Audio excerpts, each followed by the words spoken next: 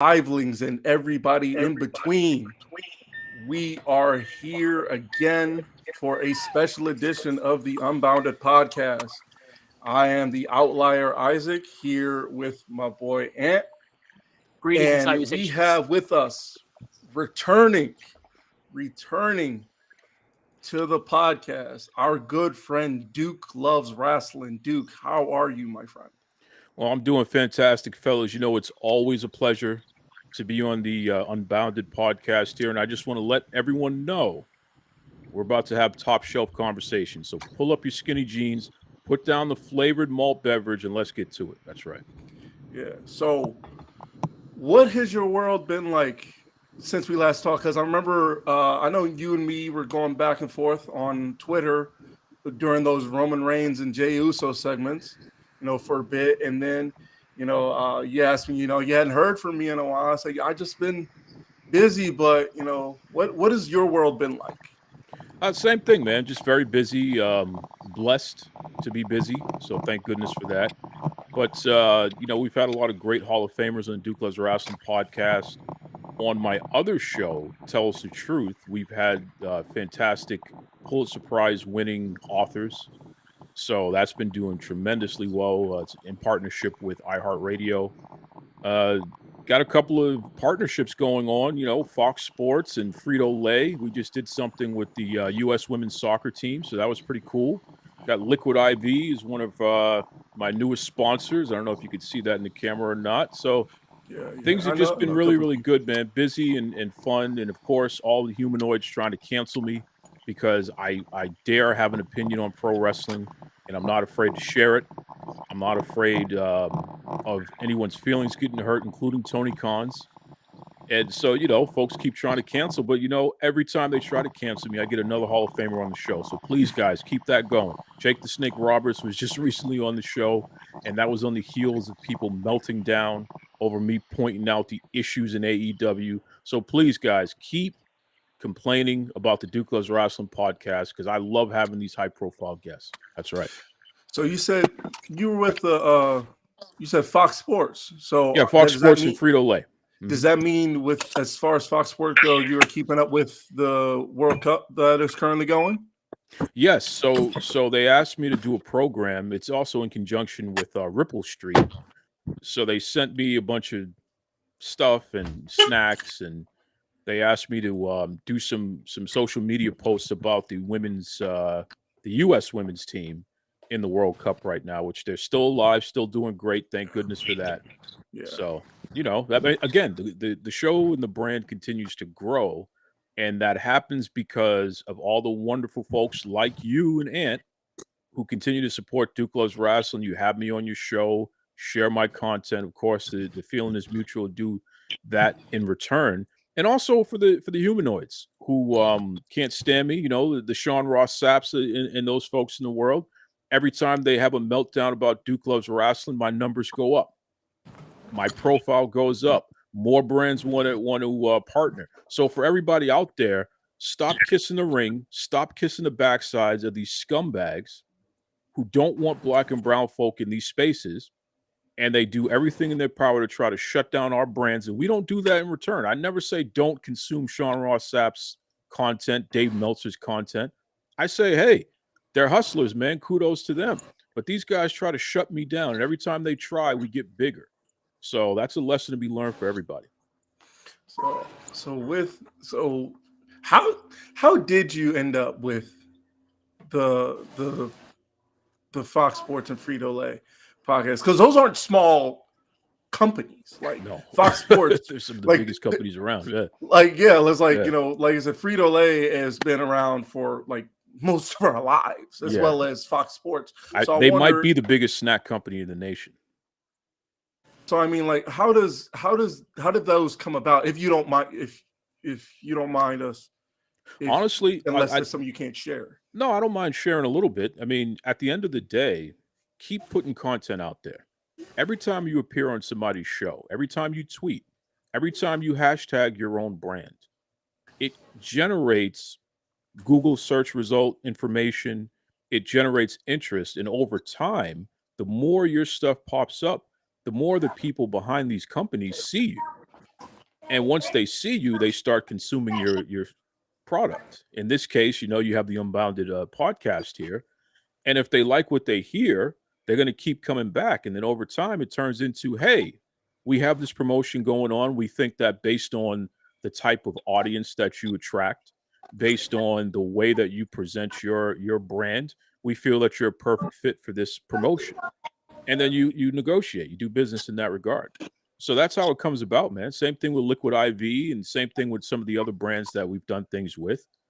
That's how it works, man. But it will never happen unless you're constantly promoting your brand. You have to do that. You have to put yourself in a position where when people are looking around for pro wrestling podcasters, or when they're looking about specific events like SummerSlam, do you have something that stands out in the search results? And if you do, you're going to be seen, man, for sure. Well, speaking of SummerSlam, I don't know if Anthony and I have told you, but we will be in the building. Oh, wonderful. Congratulations, fellas. Congratulations. Yeah, we will be in the building for that. And the thing about that is Anthony got this brilliant idea. I don't know if you know this, but we have merch now. Wow. Anthony, and feel free to correct me if I'm saying anything wrong. Tell me when I'm telling lies, Anthony. But it is in the works. Yeah. So one of the things we're trying to do is we're trying to get shirts made so we can take to Detroit and wear at the show. So when people see us, we could tell them what we're all about. Because I tell people all the time, people I work with, people I encounter, that, hey, feel free to follow me here. I also have a podcast if you want to hear it, if you're interested. And they join and say, well, and usually when I tell them, the next thing they ask me is, what is it about? And I never tell them it's a wrestling podcast. I never tell them it's a sports podcast. I stay true to who we are in the fact that we are Unbounded. It can be about anything. It can range from anything. There are certain things we try and keep out of it, but that doesn't mean we won't go there. So that's one of the things that I always tell them. If anything, I'm mostly a word of mouth kind of guy. Yeah. Because I know, like you were saying about search, like Google searches and all this other stuff. Some of that won't reach. So to me, the best part is always direct, because usually you tell one person. Hold on, I got to challenge you on that. It will reach, and that's the thing that I've learned the hard way. Don't ever think people aren't paying attention. And don't be surprised at who's paying attention. WWE executives are going to be checking in on this episode. It's going to happen. I'm telling you it's going to happen. And they've already checked in on previous episodes. It's possible because we mentioned his name already. Tony Khan is going to personally be checking in on this episode just to hear what we said about him. So don't think that you're not reaching. You are. The question is, can we continue to do the hashtagging? Are we going to say something that's going to be so tremendous that people have to talk about it? And that is really one of the keys there. I just gave away some free knowledge to folks. Usually I'll talk about this offline with Isaac and Ant. But, those are the ways that you're able to stand out and attract more brands. But I love the fact that you fellas are going to be wearing your merch at SummerSlam, because somebody's going to see it and they're like, wow, that's pretty cool. What is that? Happens all the time. So you guys are going to grow your brand at a tremendous clip just being in that environment. So kudos to you, man. Yeah, and appreciate that. That means a lot coming from you, Duke. We greatly appreciate it. Hey, you're one of the few shows that I do, man. When you guys ask, I'm there, and that's real. And I've kept my word on that. Yeah, and I cannot tell you how grateful we are. I cannot tell you, we are extremely grateful for that. But let's dig into some. Before we get into wrestling, I want to ask you one more thing. Sure. On a scale of 1 to 10, how ready are you for football season, or has it not settled in yet? Oh, that's a good question. I mean, and that's probably Jerry Jones calling right now, because he needs me to come down to the Cowboys practice facility and check out what's going on. Of course, Brother Jones. As long as the Reverend Al Green is there, Duke will make an appearance. But if Al Green's not there to bless me with some of his singing, I'm not showing up. So Jerry, and make sure some barbecue there too. But I'm ready, man. I got a fantasy football league that I do with my buddies. We've been doing it for close to 20 years now through Yahoo. So we go way back with that. And that has allowed me to keep up with football in a way that time doesn't permit. I can't watch every game, just like you guys. I'm a busy guy. But fantasy football has really allowed me to stay dialed in a way that is tremendous. So, yes, I'm excited. I want the bragging rights. I want to win my league. So I'm ready. My Cowboys, we're going to win the championship this year. You're welcome. All right, let's relax here. He's only jumping in because he saw yesterday on First Take they didn't mention the Seahawks as Super Bowl contenders. Well, who would mention that's the what Seahawks? I'm saying. Like they had Geno Smith as their quarterback last year. Now, granted, all respect to Geno Smith. I like Geno. Yeah. He had an amazing year. He probably had a year nobody thought that he was going to have. I had him on my fantasy team. Exactly. And he did amazing. But there's no way. Like, nah, they're not. Seattle ain't got it, brother. Sorry. No. I mean, Seattle has a better shot at winning the Super Bowl than the Cowboys. Let's all take it easy. Listen, and you've been pushing weight and you've been taking your protein shakes. You got your chest all puffed up. You got your little hairdo all with some dippity do in there. You thinking you suave. So now you want to show off, huh? With your Seahawks. Take it easy there, buddy. Take it easy there. Hey, I have never said once that the Seahawks are going to the Super Bowl this year. I'm not like you Cowboy fans that every single year you guys are like, this is our year. We're going to the Super Bowl. And the last time the Cowboys did anything, I was walking around the house in pull-ups. Okay. See, here's what I've learned. Here's what I've learned is that confidence is half the battle, is it not? Yes. If you some people will say there's a difference between confidence and delusion. In fact, that sounds like something Stephen A. Smith would say. But we don't listen to Stephen A. Smith. Thin line. What do you mean? But we don't listen to Stephen A. Smith. We don't adhere to that kind of. We don't adhere to that kind of energy. I'm gonna put it this way: there was a songwriter that came out a song that says "You can't straddle the fence." Why are the Cowboy fans doing that? We don't straddle the fence. We're on one side, brother. Saying we're going to do good. So you're admitting that you're on the side of delusion? No. Listen, you got to have faith, man. You got to have faith, man. And until the Seahawks win as many championships as us, I don't know if you even are at the table to even have a conversation. What's that? If you don't have faith that your team's going to win, what's the point? What are we doing? That's right. Like, for real. What's the point? No, I have faith that my team's going to win some games. I am not going to sit here and say that my team is ready to win the Super Bowl when I know that there are glaring holes in it. Why not? Because there are glaring holes in my team. No, but I'm saying, why can't you? No, why can't you say that? Because I'm a realist. Because you don't want to be wrong? What? I mean, I'm a realist too, but I also have confidence. I believe that we have the pieces to put together what we need. That's right. Tell them. That's what I believe. Always had the pieces. The problem is y'all don't know how to put them together. No, we have not always had the pieces. Here's what we've had. We've had either and Duke, back me up on this. We've usually had a really good offense. Yep.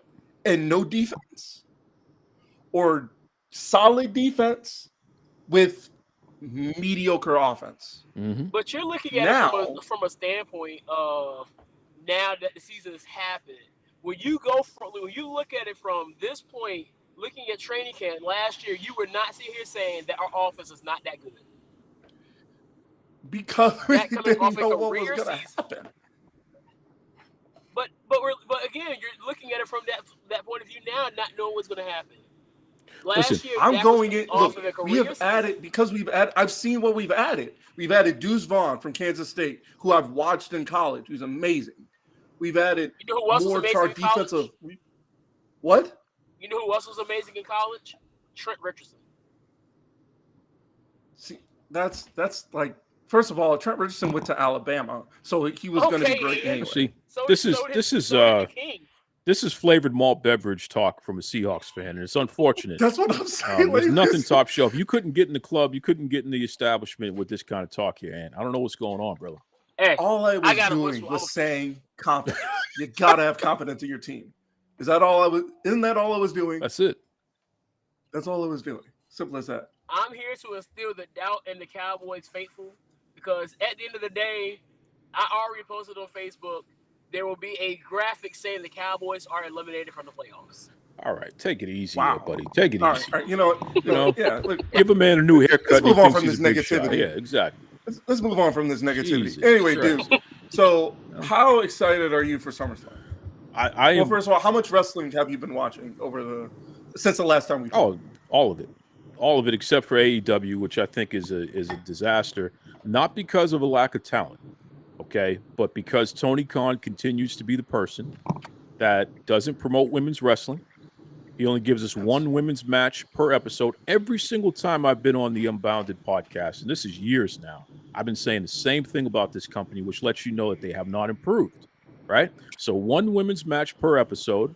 Black male singles wrestlers are still not being promoted as top contenders, with the exception now of Ricky Starks, and that's only because I went above Tony Khan and I went directly at CM Punk and I shamed his silly ass, his Pepsi drinking ass, and now finally he stepped up to the plate. So for some reason, they gave him his own show, this temperamental guy, and he decided, you know what? I guess it's time for me to let a black guy beat me for a change in this company.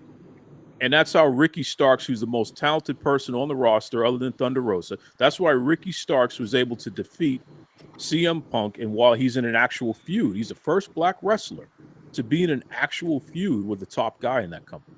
Can you imagine that? Okay. So what we have here is AEW continuing to be slow at delivering on promises, and they're still not hitting the mark. It's embarrassing, right? But going back to SummerSlam, I think this is going to be one of the most historic SummerSlams in history, because never before have we had so much talent on one card for SummerSlam. I mean, literally, look at all the former WrestleMania main eventers that are on this card. Cody Rhodes and Brock Lesnar, they have main evented WrestleMania separately. They're not even the main event of this SummerSlam card. Charlotte Flair and Bianca Belair, they're not even the main event on the SummerSlam card with Asuka here, right? You start going down the line of how many people have main evented WrestleMania or who have been at least one of the top 2 or 3 matches at WrestleMania. They're on this SummerSlam card, bro. This is stacked as hell. We're going to look back on this historically and say, wow, we were spoiled with that SummerSlam card. It was great. Yep. It was great. Like, it's going to be great. Yep. It was going to be great. Like, I don't think it's hit directly. I know Anthony and I were talking about it in one of the groups we have. One guy, it's hit. It hasn't hit some of the guys on our group already. It hasn't hit me yet that we're going. You know, like, I haven't. The last time I felt this excited for a show where it didn't hit until I was in the building was I attended the G1 Supercard in Madison Square Garden. Sure. They had, which was, I mean, it was at the time, it was really good. Like, looking back at it, it was good, but I felt like I wanted to be in TakeOver, because that was at the time where, like, NXT was, I mean, it was untouchable at the time. You know, I think the only thing touching that was Lucha Underground, and that wasn't even, you know, that was its own entity. But this is going to be good. Speaking of people promoting, I know you and me were talking about companies that are promoting black and brown talent. Is Impact? Yep. You were talking about that. They just had Slammiversary, where they crowned Leah Rush as the new champion, which when I saw that, I was absolutely shocked. First of all, I went in there thinking, first of all, Chris Sabin and Leah Rush are going to have a bang. Mm-hmm. Like, ridiculous. Anyway, but then they were like, oh, no, we're not just going to have a banger. Leah Rush is just going to, like, run a train over Chris Sabin and become X Division champion, as he so rightly deserves. And First of all, in and of itself, Leo Rush and Impact is like, that's amazing by itself. Yeah, it works. If he asks. It works. Yes, it does. It does. And then Trinity defeated Deonna Purrazzo. Not just defeated, tapped out Deonna Purrazzo. Well, look, now let me say something here, which is going to completely upset you. And Ant, you might have to be the referee on this one, so get your whistle ready. I think it's an embarrassment for anyone to sit there and pretend like Deonna Purrazzo deserves to even be in the same locker room as somebody like Trinity Fatu. I mean, here you have the great value, no name, never was and never will be humanoid. And congratulations for getting a college degree. She can play the piano. She seems like well, I don't know if she seems like a nice person, but I've heard from people who like her that she's a nice person. I'll say that much. So the human being behind the character, I'm not talking about them. So calm down, humanoids. But the character, let me tell you something. She is Walmart brand, great value. Never heard of her, never will care. Trinity Fatu is Frito-Lay. Okay, the best of the best, the most beautiful woman ever grace pro wrestling in history, number one. And number two, one of the most talented women to ever grace pro wrestling in history. Number three, the most talented person in Impact Wrestling. Forget about the women's championship. She should be the Impact World Champion because she's a bigger star than the entire roster put together times 10. So we also had that conversation. Deonna Purrazzo. I was just saying we had that conversation too. Deonna Purrazzo couldn't lace her boots, and she doesn't deserve to be in the same ring. And Impact, you need to get some real talent to take on Trinity Fatu because Deonna Purrazzo ain't it. Okay, she couldn't cut it in NXT. If she's the best you have in Impact, I don't know what that says about Impact. Okay, so thank God Trinity has a championship. To be fair, I will give this to Deonna Purrazzo, and considering we just heard, she's terrible. I'm gonna say my piece. She's terrible. I'm gonna say my piece. I'm gonna say you said your piece, dude. You said your piece. I will give Deonna Purrazzo all the credit. During the pandemic, when nobody could attend shows, I was watching at that time like so much Impact. And one of the things I looked forward to, because at this time, Jordynne Grace and Deonna Purrazzo had that rivalry going for the championship. And it was one of the things I look forward to because I knew we're going to get something quality here. It may not be great, but it's going to be something that's going to be something solid. And speaking of solid, I miss Jordynne Grace. And I know we talked about that. I don't know what last time I saw, she was like taking a break doing what she loves, which from what I've seen is caring for animals and animal shelters, which I love. It's great stuff. But I miss her in the wrestling ring. I really do. Because there's one thing we do agree on, Duke, is that Jordynne Grace should be world champion. Yeah, she's a talented person, but she needs to make sure that her health is where it needs to be, because there were some moments there where, and I don't give a damn who I offend by saying this because the truth is the truth, she just didn't look healthy. And that doesn't mean that she didn't look muscular and all that. I'm not talking, she didn't look healthy. So hopefully she's doing what she has to do to get back to a place where she feels, and maybe she's always felt healthy, but she needs to look healthy because that was scary, quite frankly. And whoever's offended by that, go to hell. I'm not saying I'm the best looking person in the world or I'm the epitome of health, but as somebody who's on television, as somebody who's a big star and what have you, that was scary. So I'm all for her taking some time off and getting it straight. And hopefully when she comes back, she'll be back at 100% because her and Trinity should be wrestling for the Impact World Championship. Oh, absolutely. And I'm not talking about the women's title either. I'm shouting out that for one thing. So as you know, I love intergender. I love intergender wrestling. I do, because I think if you make it make sense, it can work. I've always believed that is something it can work. And no, I'm not talking about, oh, well, it's not. And one thing I always say is like, it's not believable. I said, bro, pro wrestling itself as a concept is not believable. Okay. So the fact that the part is you have to suspend disbelief. If you put a man and a woman in a match and make me believe that one can beat the other or either way it can go, I'm sold. That's all you need to do. Am I wrong? No, you're not. Because that's the point. You're not wrong. I mean, I do caution though. There's no money in men and women simulating fighting with each other. I mean, that's been proven. Right. So Yeah. When I talk about Trinity should be the world champion, it's because she's the biggest star in the company. So you can't promote a man over somebody who literally is more responsible for bringing in the attention that she brings in. They got to figure that out. But I understand what you're saying, and I'm not trying to knock what entertains you. But from a financial standpoint, from a business standpoint, seeing a man slap a woman is never going to get old. Yeah.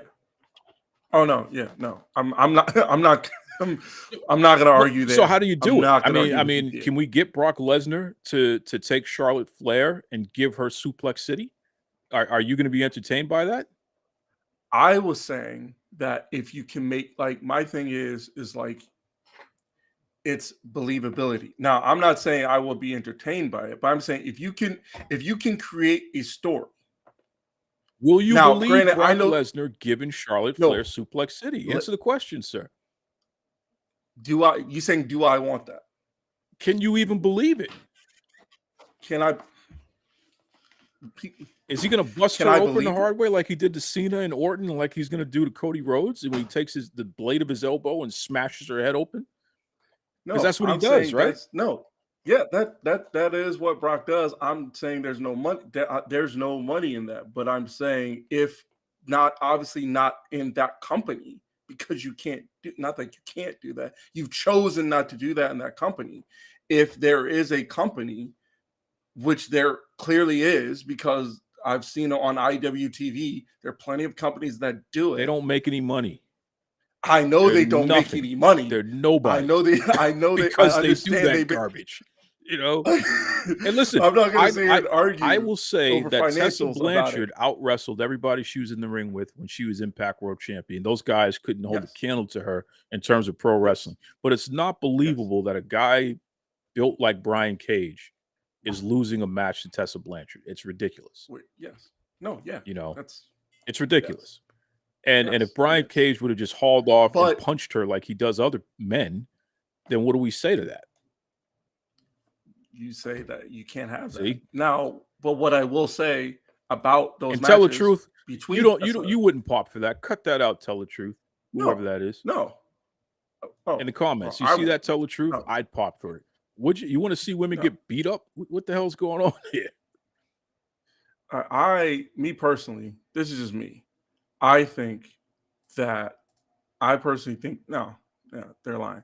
They're lying. I think that I would, like I said, I remember watching, I think the first intergender match I ever saw beyond that terrible Battle of the Sexes that WWE did in Armageddon 2002 or 3, whatever year it was. Anyway, I saw Tessa Blanchard and Brian Cage wrestle at a Wrestle Circus. And I remember seeing that and thinking, I remember seeing that and thinking, okay, the story here is Brian Cage is. I met Brian Cage. He's huge.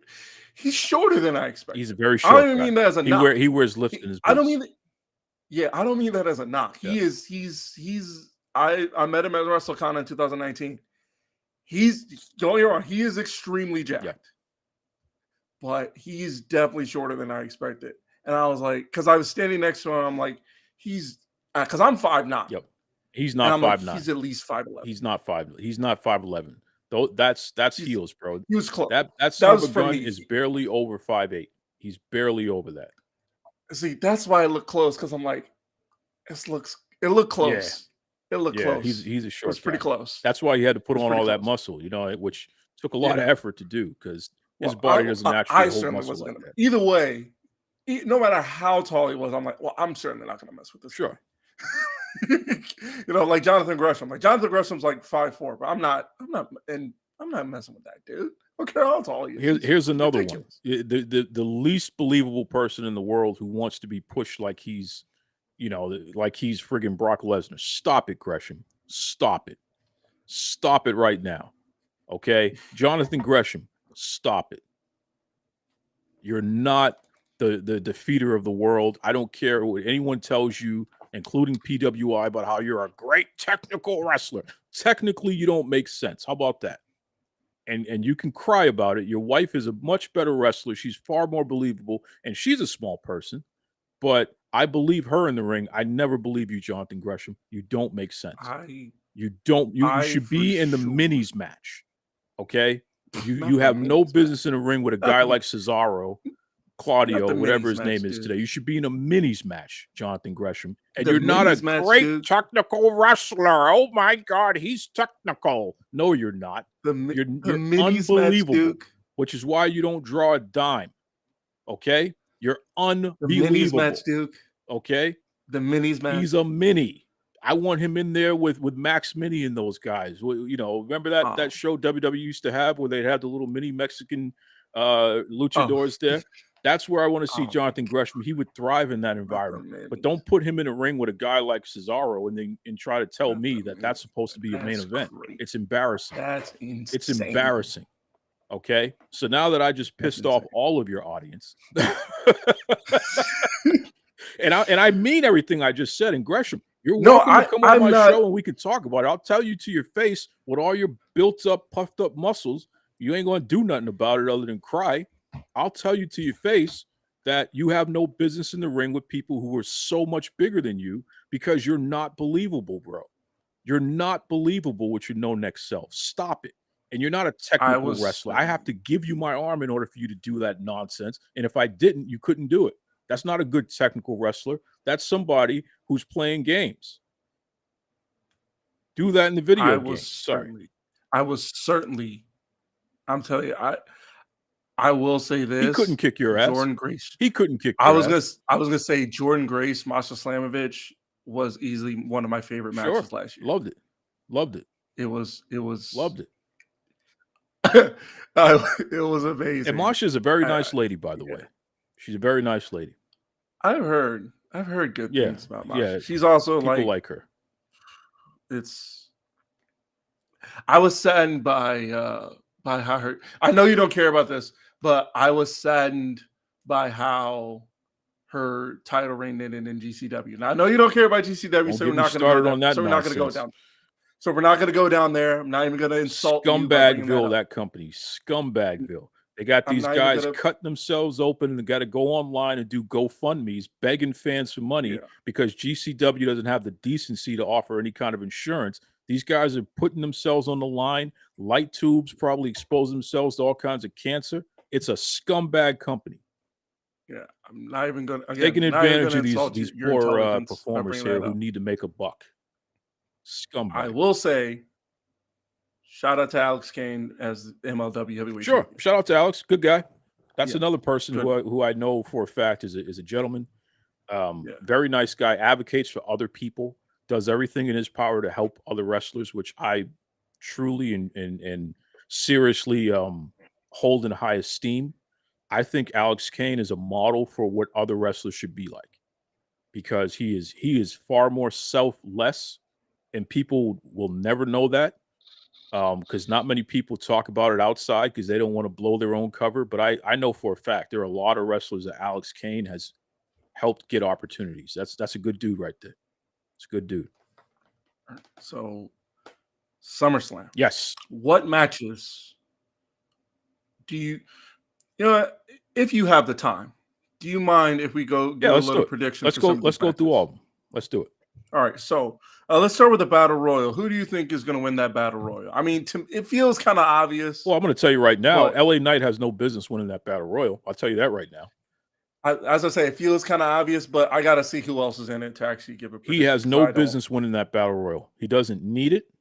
It doesn't advance his storyline. It actually would be better for him to be screwed out of it.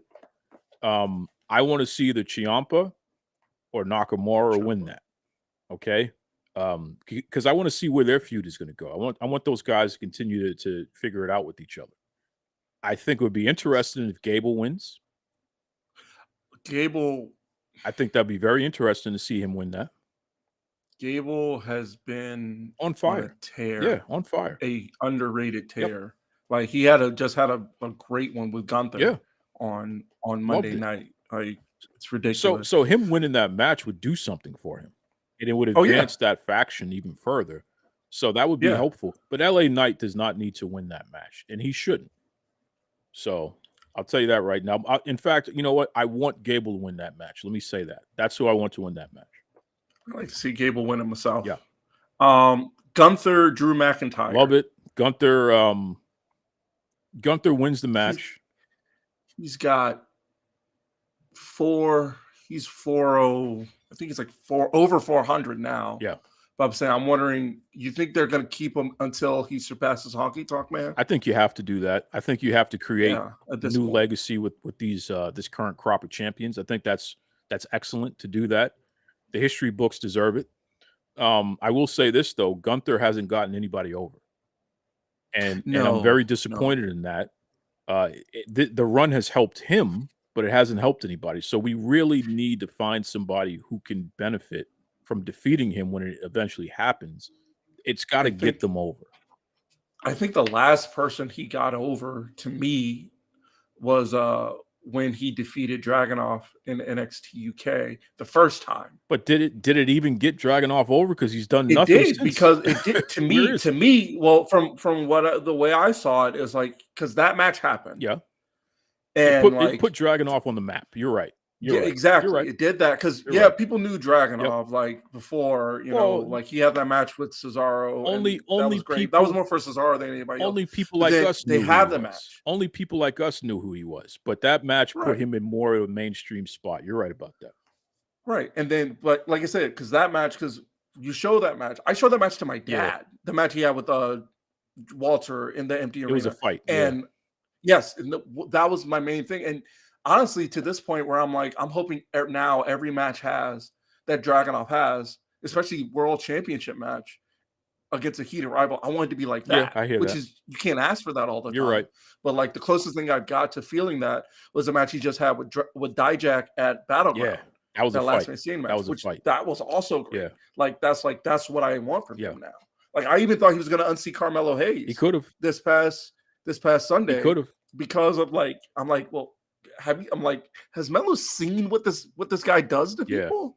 Yeah. Like, I was even found some of his progress stuff and I was like, yeah, this guy is he's crazy. A tough guy. He's a tough guy. Yeah. So, but I agree 100% about Gunther, but like I thought, if anything, it's pushed people in the right directions. Like Ali is now in NXT, which I think that's where he would flourish, because NXT is. I want him jobbed out. I want Ali to be defeated by everyone, including the ring announcer. You want to get online and you want to talk nonsense about how you want to leave the company. You want to put up videos of you doing great technical wrestling. I want him jobbed out so he understands you're going to work your contract or you're going to go back to being a law enforcement officer, which is a great profession, but you're not a pro wrestler unless you do what's right for business and stop acting like a child.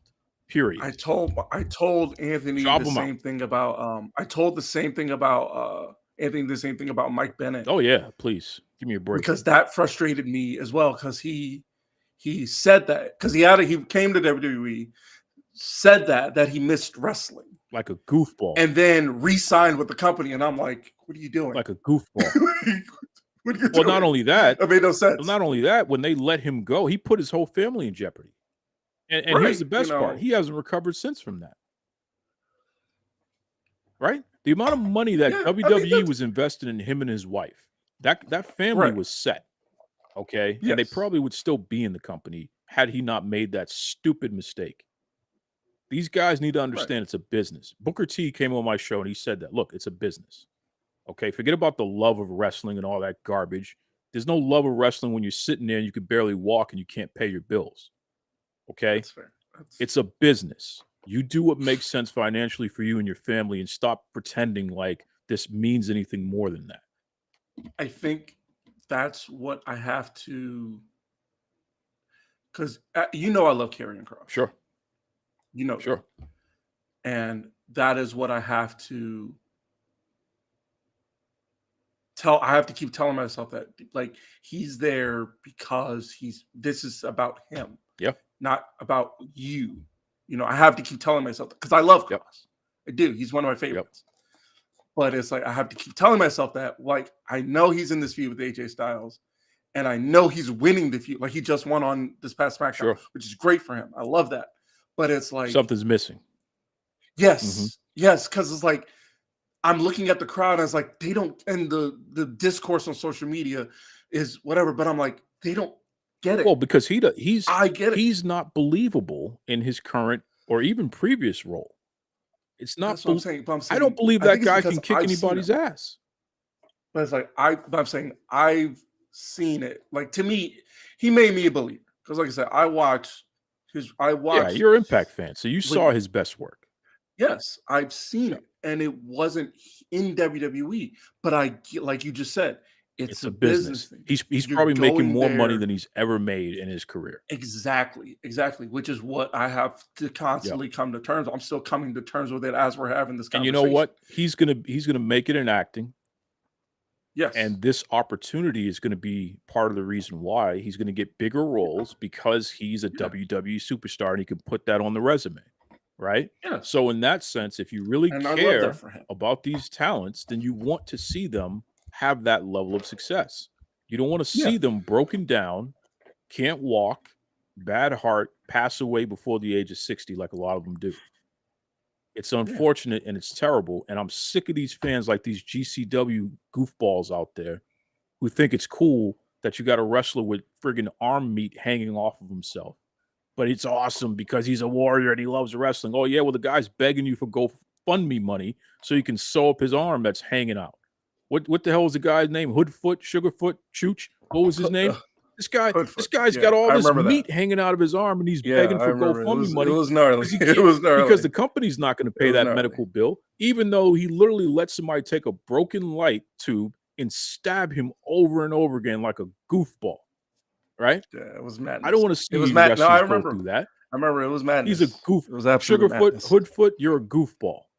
Okay, you let these folks, and these are white promoters, by the way, take your black ass, let you get stabbed up, and then they had the audacity to not pay your medical bills, and you're begging the fans. You're a goofball.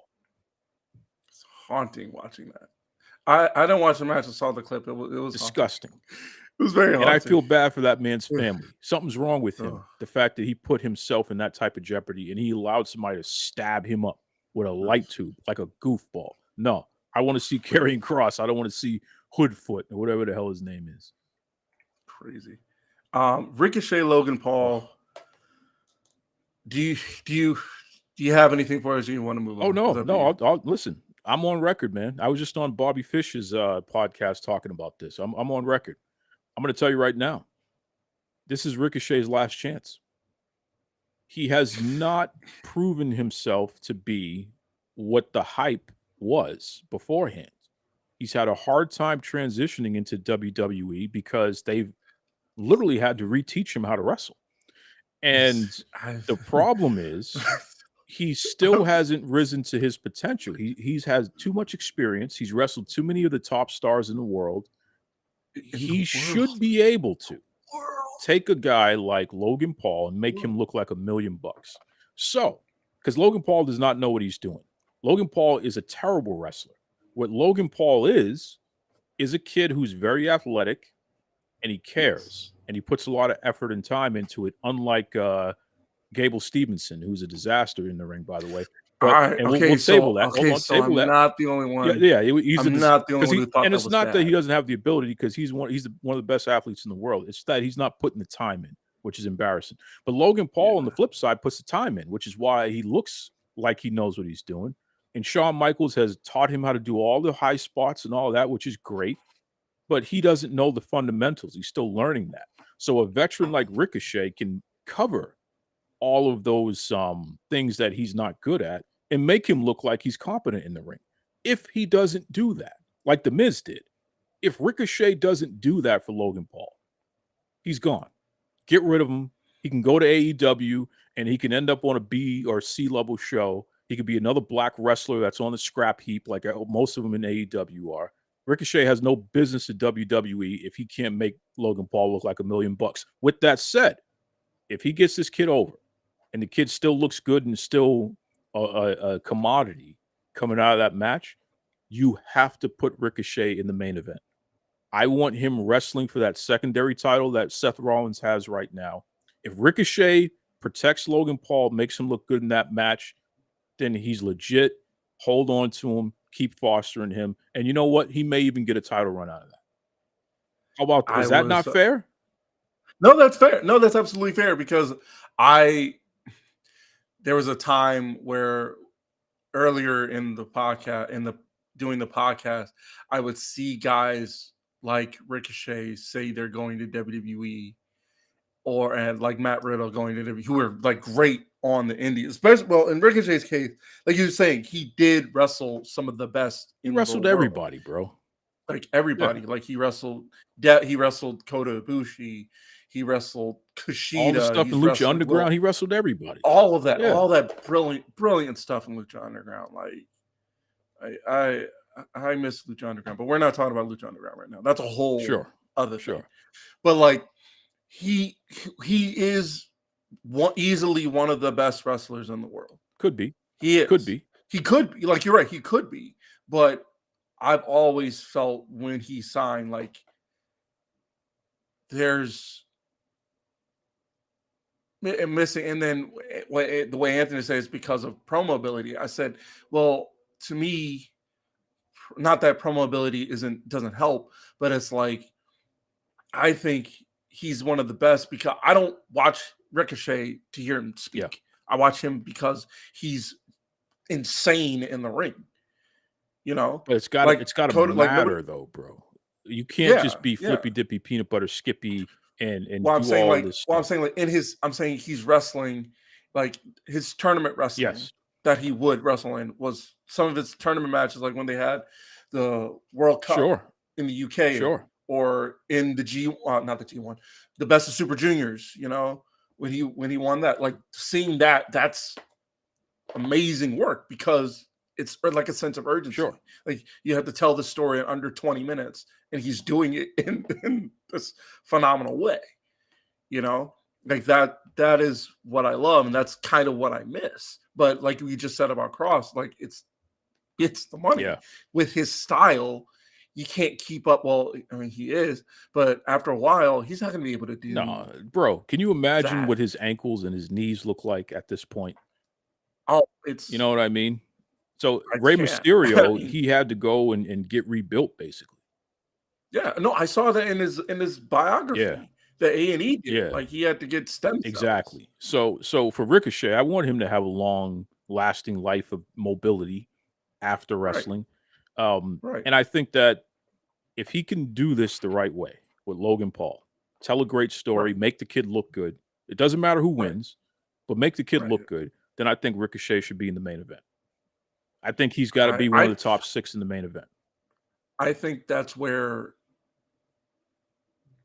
I want to say he should have been a long time. Well, yeah, no, because he hasn't proven himself. He shouldn't have been. Well, no, that's why I was about to correct myself. I'd say that's where he should have been a long time ago. But then I'm like, well, no, because it wasn't doing anything. No, it wasn't moving anything. Nothing. You know, nothing. So it wasn't. Ronda Rousey and Shayna Baszler. Now, if you ask me, they should have just put this in the fight pit and called it a day. If you ask me. I agree.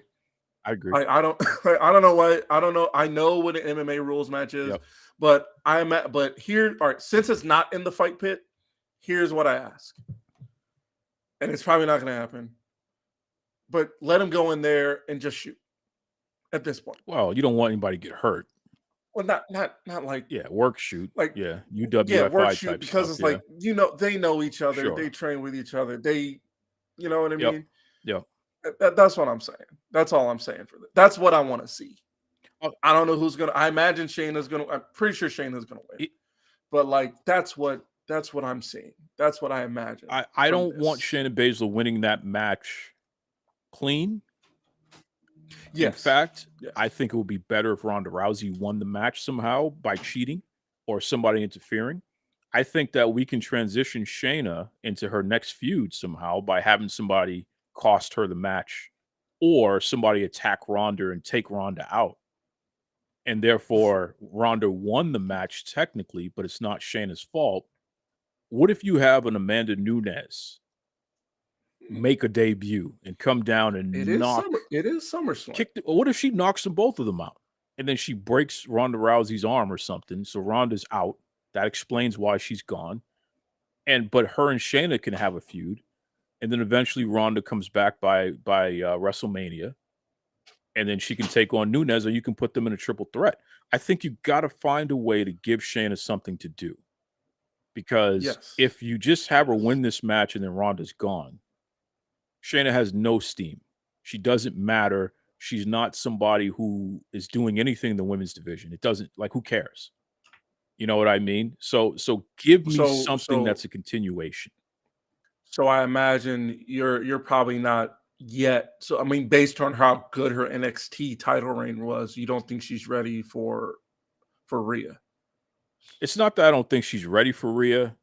We're nowhere near giving me a reason for that match to happen. Okay. You know what I mean? If she would have won the Money in the Bank or something like that, that would be a little different. Yeah. There's no reason for that match to happen right now. Right. So you got to transition her into, and don't give me another feud with Natty either. Give me a real feud. Yeah. Give me a real feud. Give me something with stakes, something that matters. So I get that. I get that. Cody Rhodes, Brock Lesnar. Oh yes. Oh yes. What do you think? It's the Wizard of Oz. I mean, I think you heard it on my show last week. It's the Wizard of Oz. Cody Rhodes is Dorothy. That little dog of his, that little pup of his, is Toto. Boop, boop, boop, right? Little pup of his. He's not a big imposing dog like Cody wants him to be. He's just like Cody. We see right through you. You're a weakling. You're a scared little boy. Dorothy, click your heels 3 times with your red, shiny little shoes because you're going into the tornado. Okay? It's the Wizard of Oz. Brock Lesnar is going to make him bleed, sweat, and pay the price of a SummerSlam lifetime. Cody Rhodes is going to be a broken man. He's going to be battered. He's going to be bloody. He's going to win, though. He's going to win the match. But Brock Lesnar is going to take a piece of his ass in the process. Okay? He's going to win, but he's going to pay a hefty price. I don't need Brock to win that match. I don't want Brock to win the match. I just want to see Brock literally beat Cody to a point where little kids in the crowd are bawling their eyes out. This man needs to pay for destroying the throne. I have not forgotten about what he did. Taking a sledgehammer to the throne. He's a disgrace to the entire business. Such a crazy You can have him win all he wants, but I need this man. I want some DNA taken away from him every time he gets in that ring as punishment for being a disrespectful jerk. Period. That's such a wild image when you think about it. And then comes back with his tail between his legs because, oh, by the way, the little money mark chose the little goofballs who were more like him than he chose the guy that makes sense in Cody Rhodes. What a fool Cody was. What a fool. You really thought that money mark was gonna do whatever you wanted when he has little goofballs who party with him? Like Cody's not gonna party and do the little, party favors and stuff like those kids do. They're kids, right? You're an adult. So you sit at the adult table. And the fact that you broke the throne, no. Brock Lesnar, take the blade of your elbow and smash Cody Rhodes. He can win the match all he wants. I want that man laying in a puddle of his own DNA so he can be reminded of what happens when you disrespect the greatest organization that ever existed. That's right. My sentiments were Cody was going to win anyway, but once you put the image in my head of him destroying the throne, it still blows my mind because I'm like, when I heard he left, my hope and prayer, it wasn't going to happen, but my prayer for the chaos would have been like, it would be really hilarious for chaotic purposes. Just for the chaos. Sure. If he doesn't go back to WWE, he goes to like Impact. Yeah, sure. And he did. That would have been hilarious. He did. He was an Impact. You He was know, an Impact for a I short know, no, time. I know, but I'm saying Oh. he leaves AEW. Oh, gotcha. And goes to Impact. Gotcha. It goes to Yeah. Impact instead of WWE. I said just for the chaos, I would love this. Sure. I would No, absolutely he tucked his love it. tail. He came back home to the adult table, came back home, and they welcomed him back, knowing that if we just job him out, we can't get any money out of him. No, which makes gonna make money him off. winning, Huh? which makes him losing at WrestleMania that much funnier. I love it. It's what I predicted. I love it. You're gonna lose to our because top guy. it's We're gonna defeat yeah, AEW in front of everybody by taking one of the Which is founders of the company this- and having him get his ass kicked. which, if you think about it, is kind of the same thing they did to Sting in Of course, 2015. as they should have. It's actually the exact same As thing they should they have. did to Sting. As they should have. Okay. So Cody, you're gonna win the match, but we are Yes. going to put you through the ringer, my man. You are going to have to go home, and you're going to be laid up for a while after this one. That's right. if we don't see him until Survivor Series, I wouldn't be surprised. It'll be one of the best things that ever happened. You know what I mean? Yeah. He can cut vignettes from home or something, but I want this man literally broken. Break him. Yes. Crush him. Seth Rollins and Finn Balor. So here's where I'm at for this. I'm over them calling him Seth freaking Rollins. That's one thing. Second, the song is good. He's Fandango. He's Fandango. Great song. I know, and I'm over it. He's Bobby Roode. Great song. Well, no, here's the thing about Bobby Roode. Bobby Roode, nobody was singing Bobby Roode's theme after it went off. Yeah, good point. And then that's honestly why I was thinking about that song earlier. I was listening to it earlier because I'm like, this was an iconic theme for I want to say iconic debut. It was an iconic theme that, if done correctly, it could have gotten somebody over for real. Oh my God. Yep. Agreed. I'm still so disappointed by that. I'm so disappointed. It was on the wrong guy. I watched it was on the his wrong guy. debut. Yeah. He came down. They had the music going. He came down from the little lift that they had. And, he does a point, and his name appears on there, And then at one point, one takeover, they had a choir for him to sing a song. I'm like, you can take this. It's the same thing with Ty Dillinger, the Perfect 10. It's like, y'all can do you have any idea? Well, but then the talent has to do something with it, though. Because when you look at who the company chose over them, you realize it was the right decision. Yeah, where's Ty Dillinger now? He couldn't get over in AEW. What does that tell you? He wasn't the right choice. I have no idea where. Well, he's injured. He's injured. Okay. And it's a bad injury, but he's an old man. The man is almost 50 years old. His body can't take that beating anymore.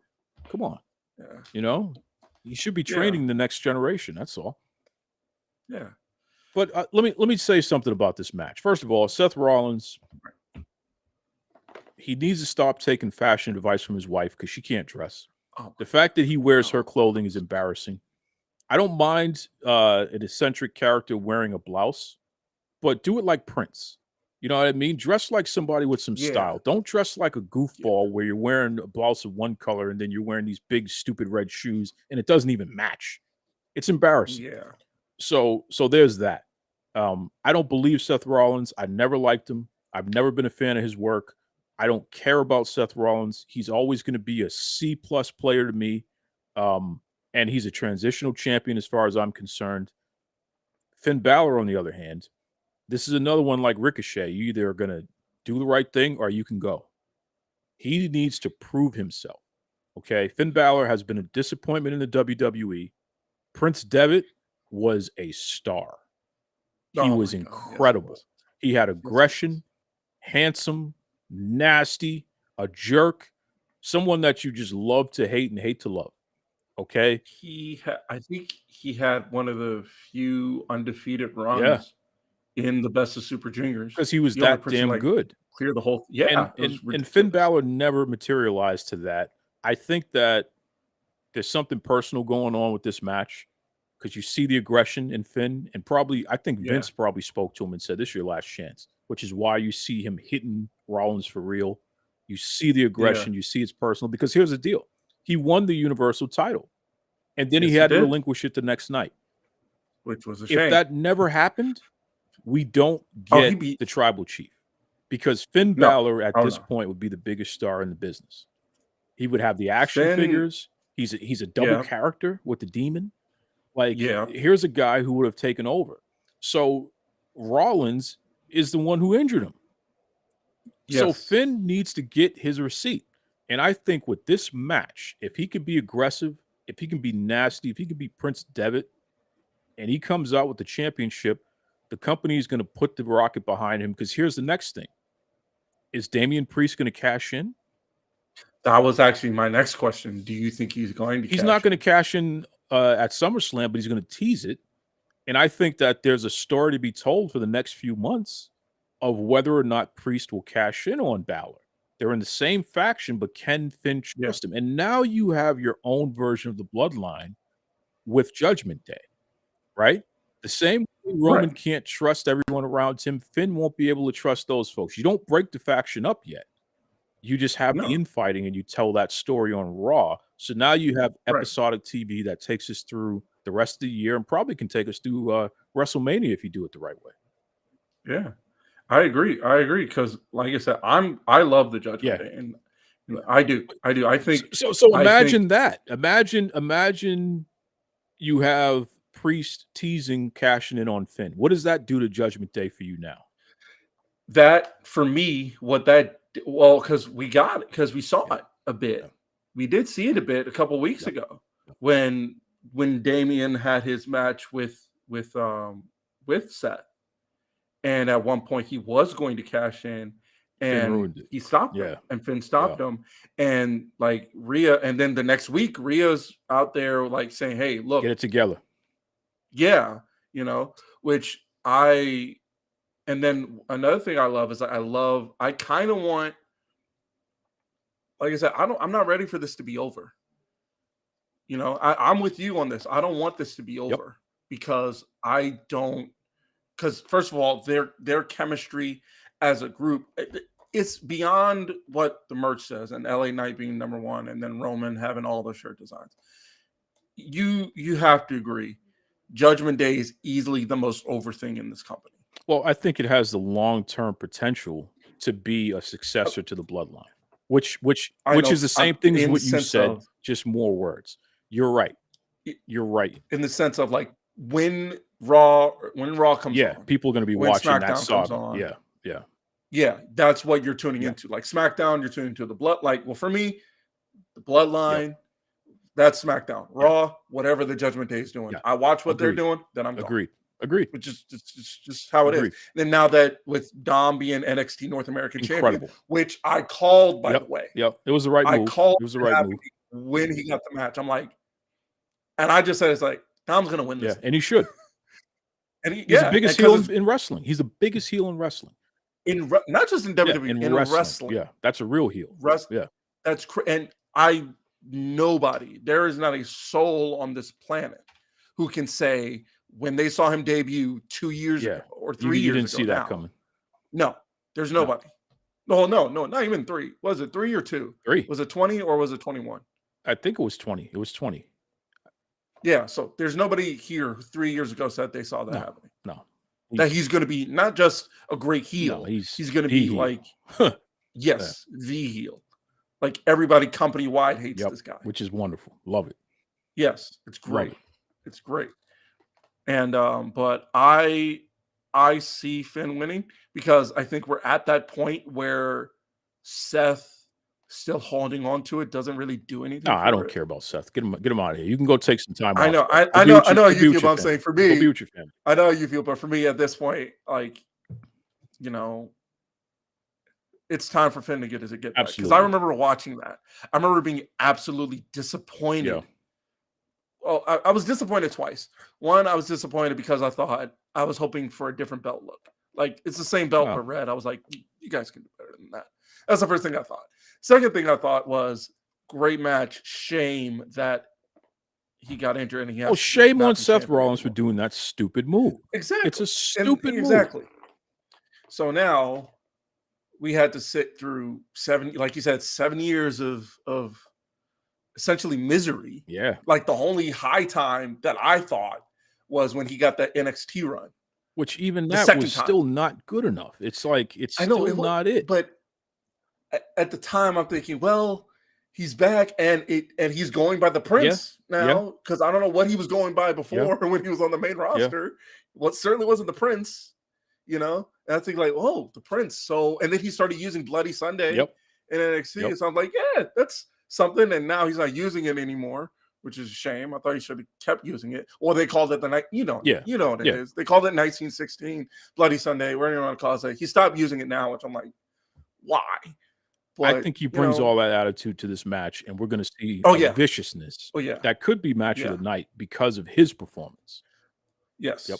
Yes. I see that happening. I got Finn going. I don't know. Think you go with that any other way, quite frankly. Asuka, Charlotte, Bianca. First of all, I think all three of them are great. Charlotte has my women's match of the year. The match she had with Rhea at WrestleMania. I've watched a lot of. I've been watching more women's wrestling. Good. A lot of it, and most matches that people are telling me are good are the matches that I've seen come out of Stardom and Sendai, and embarrassing. Hey, from those, but one thing, but here's what I'm not saying. Here's why I'm not saying.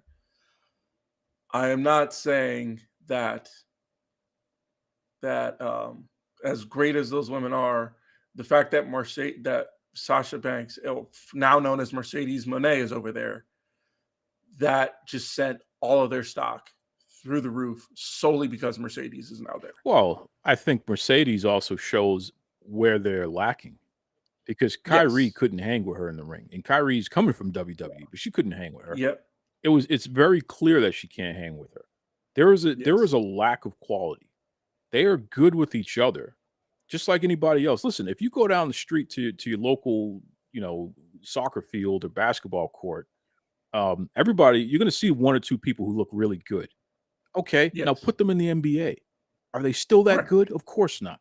So it's the same thing with college football to pro or college to pro.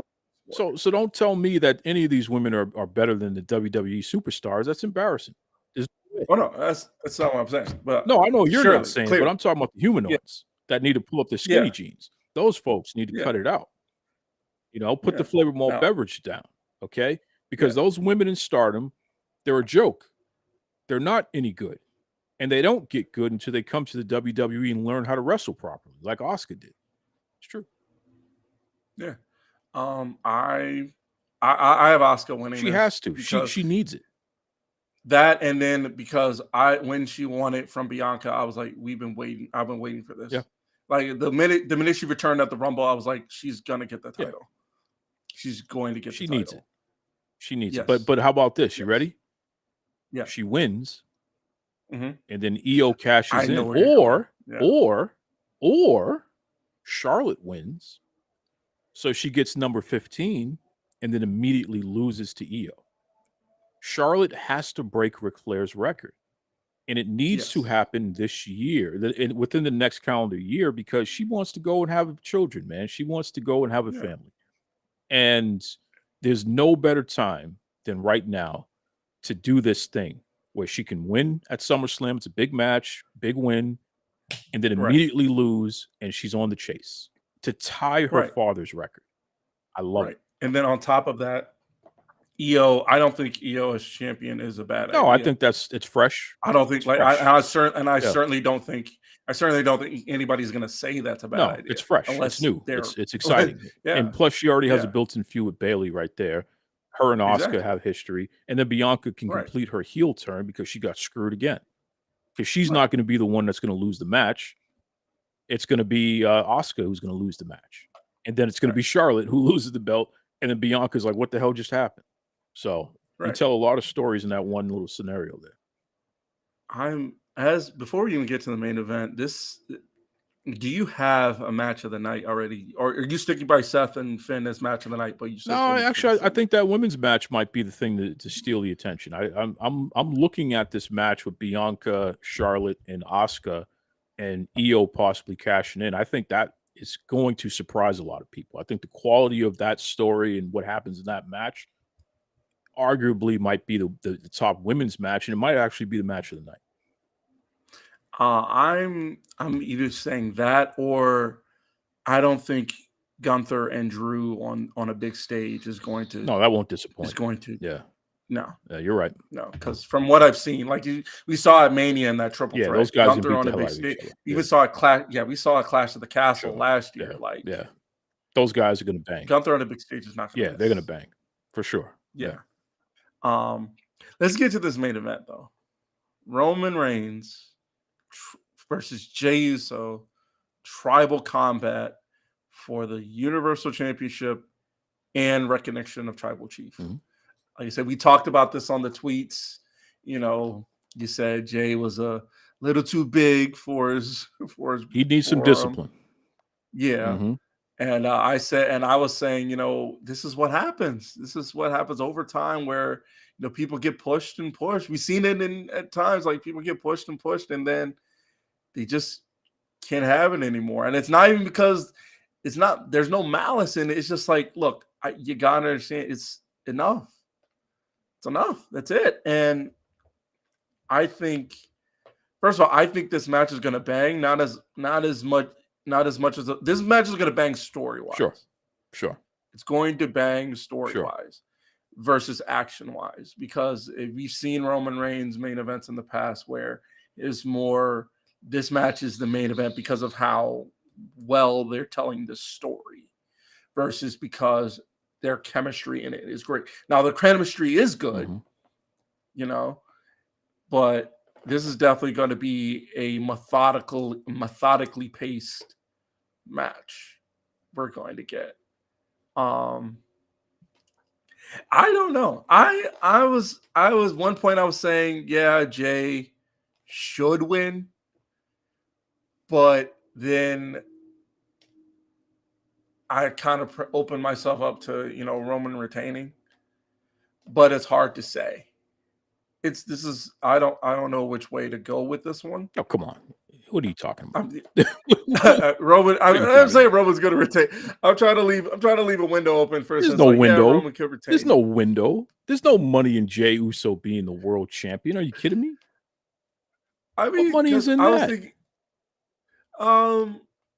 mostly for the look on Paul Heyman's face when Roman loses. Listen, here's what's going to happen. But that's not enough. That's not big enough. You know. Here's what's going to happen. Jimmy is going to interfere, or Sammy's going to interfere.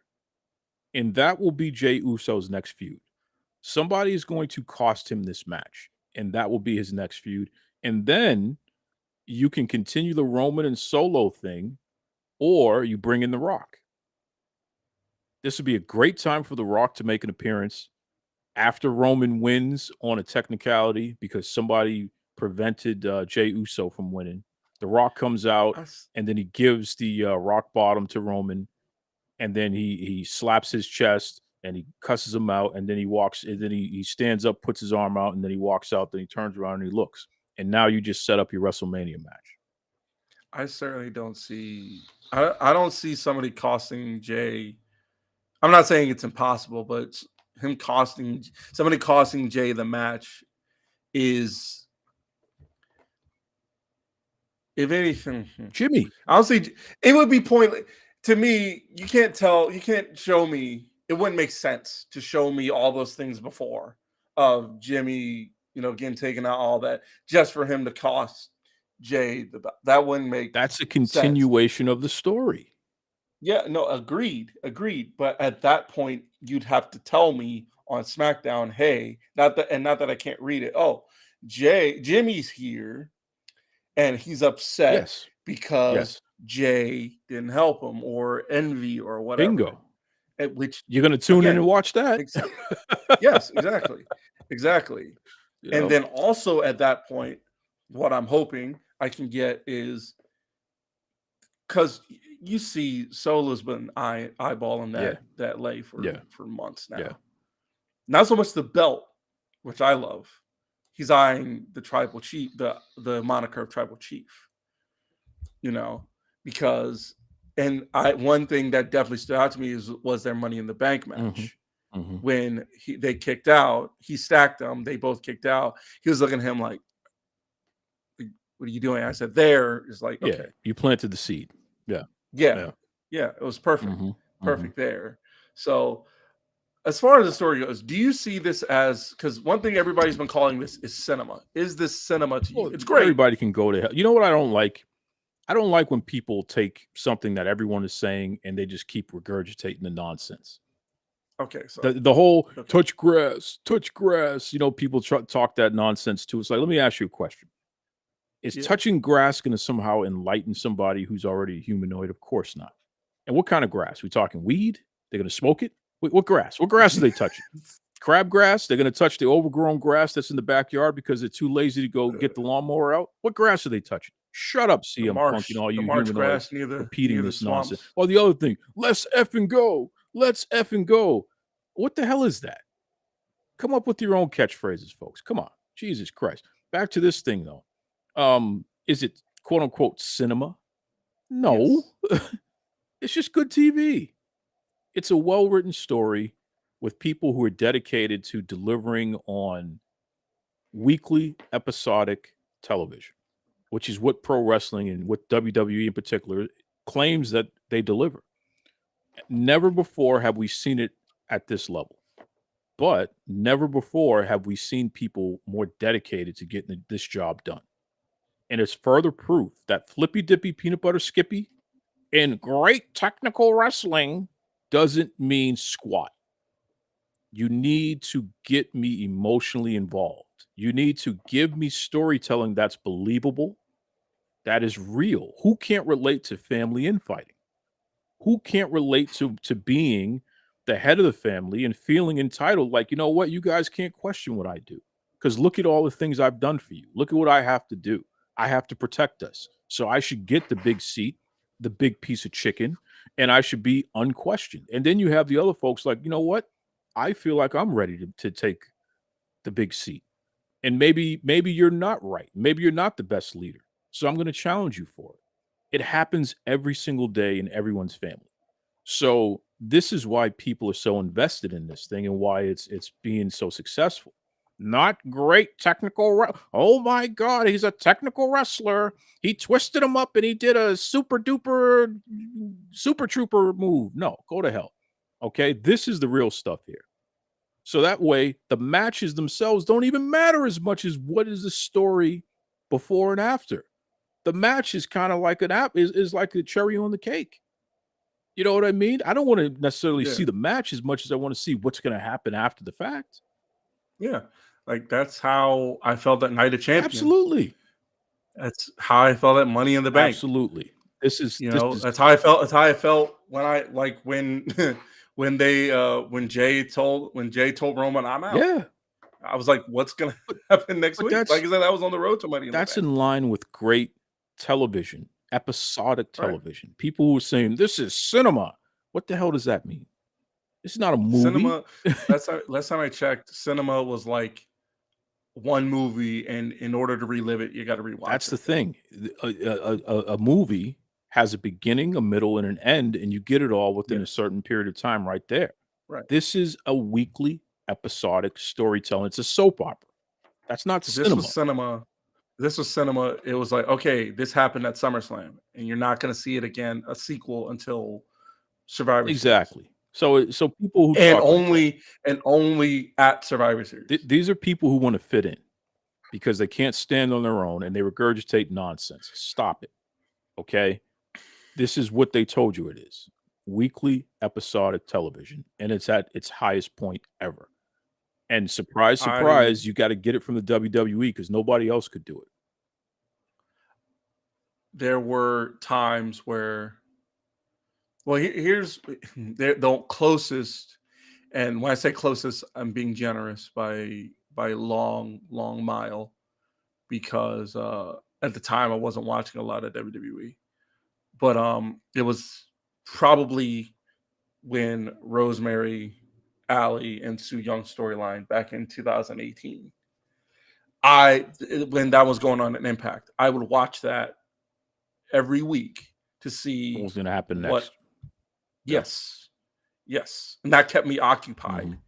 all the way up until Rosemary returned in Homecoming 2019. Then even after that, up until Allie died, up until then, I mean, it still kept me occupied. Like, I still keep up with it now. Well, keep up with Impact now, but like now, at the time, I was like, this is good. I don't want to miss whatever's going to happen here. I can't afford to miss it. If I miss it, I might as well just find a whole nother story to get into. And that wasn't cinema. That was good No, TV. that for sure. That's what I'm saying. That's one thing it wasn't. Yeah. Although there were points where I'm like, and one thing I loved about that story in particular, is that the segments were so brief that they left you no choice. The difference, those Impact segments that they would do around the storyline were so brief. They were like be less than a minute, and they were like, you have to come back. Yeah, which is great. You have to. That's come great back. episodic television. Whereas with this, the segments are like what, 15 minutes, or on YouTube they'll be like 11 but you minutes. still want more. Now, granted, you still want more. Yeah. And over 1 million extra people are tuning in. Yeah. Live. Like I said, I'm not going to hate on that. I can't hate on it. It's wonderful. It's wonderful. I can't. So, but Roman has to retain because this is a business. This isn't patty cake here. Stop it. Jey Uso's not walking out as champion. Stop it. You're not going to end his reign this way because, quite frankly, Jey is not a strong enough babyface to carry that belt. I will say this. There are going to be maybe one, maybe two times during this match, because it is a story and they are telling a story and they are showing emotion. There are going to be two times where it will have you believe Jey is going absolutely, and it should, but it ain't going to happen. It's not, again, it's not. Yeah. But there will be two very close times where you're going to get that Roman looks like he's in trouble. Sure. Yeah, and then there's definitely going to be, and I imagine it before the pinfall, where somebody's going to shed tears. Yeah. Before, the finish. Absolutely. That's what I imagine. Absolutely. So, but we've, I think I'm with you, Duke. I think this is easily the most stacked SummerSlam. Again, it hasn't hit me yet that I'm going. It's awesome that you're going. It really has. It's awesome you're going, man. Yeah, if anything, I give all credit to Anthony. This was his idea. He's like, dude, we should go. I was like, I just want to hold out. Let's just wait and save it until WrestleMania in Philly. But I'm like, no, let's do this. I was like, all right, man. Do it. You got your back and do this. So, but I'm excited. It's going to be good. Card looks great. Excellent. The only downside I will say is that at the Superstore, there's nobody. No, I'm going to say nobody there. Well, there's somebody there I want to see. You know what I mean? I think he said they had like Emma is going to be there. Madcap Moss is going to be there. You're not there for that. No, that's what I know. I know that, but I'm thinking but it said WWE Superstar, so I'm thinking, so Judgment Day, or at least Rhea. Well, you never know. Or I heard that folks like Big E and Cody Rhodes are going to be made available for some of those other activities. So you could end up getting at least one big superstar, at least one former champion or main event level person. So stay tuned for that. That's what I'm hoping. Yeah, that's what we're hoping, and then as well as WrestleCon is in the area at that time. Sure. Which because everybody has to piggyback off the WWE. God forbid you make money on your own. You all got to piggyback off your daddy who you want to sit there and talk bad about, but you can't live without him. Yeah. You're welcome. Yeah. All of you. You're welcome. I have my list of people I want to see there. Like I said, Bret Hart's going to be there. Great. So I'm looking forward to that. Hopefully I can get a picture with him. Great. But yeah, that's actually the main one. I mean, Sting is also there and the Hardys are there, but we're going to see. I would show up to see Bret Hart's wife. I would love to talk to her. That would be interesting. I imagine she has some stories. Yeah, exactly. And she's absolutely fantastic. Wow. Yeah. Well, as always, Duke, as I said before, extremely grateful that you were able to take this time to join us. Um, we'll probably the thing is I hope we can get you back Of again course, to man. talk Of course. to maybe do a review of Listen, SummerSlam if you're let me tell available. you something. I make myself available for the Unbounded podcast because I believe in you guys. I appreciate you guys. When I first started off with podcasting, it was amazing how difficult it was to line up people because there's so many people who don't want to give us a shot. And how dare I ever be like the people who disrespected me when I was first breaking it? You know what I mean? And especially to my Yeah. own folk. That will never happen.